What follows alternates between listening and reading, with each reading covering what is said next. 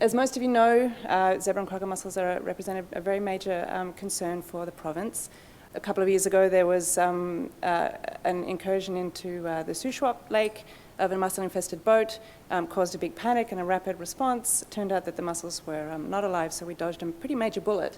Zebra and quagga mussels represent a pretty major impact to recreational and commercial fisheries should they become established here, but also things like our hydro facilities in terms of clogging water intake pipes and infrastructure.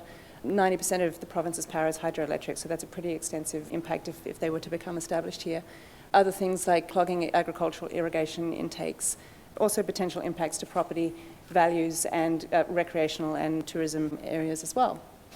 A couple of years ago, we did an invasive species assessment of economic impacts, and one of the species groups that we looked at for that was zebra and quagga mussels, and that report estimated that there could be up to $28 million per annum in damages to infrastructure and property values should they become established in BC. And they weren't able, as part of that study, to look at the impacts to recreational fisheries, so that's an additional cost, an additional impact that wasn't assessed as part of that study.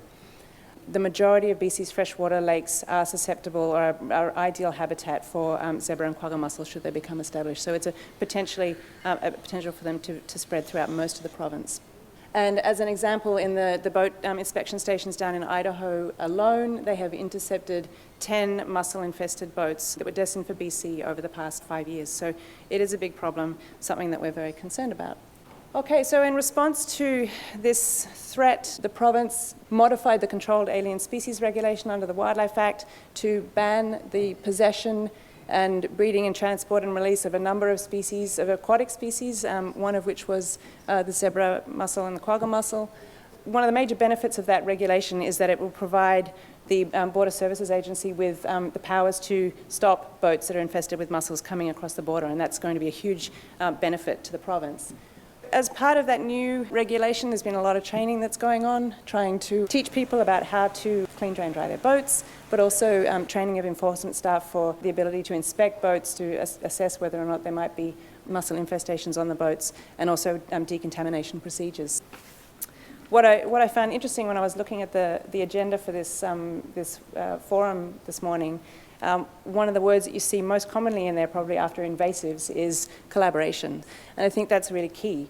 And one of the strengths of this mussel prevention program in the Western jurisdictions is that there's a lot of collaboration that's going on. So there's shared protocols, shared training. They all use the same methods for how to detect, how to decontaminate, lots of coordination around boat inspections, notification whenever there's a boat coming our way from a different jurisdiction, even if it's from way down in the States. We hear about it, it's on your way, you want to be ready.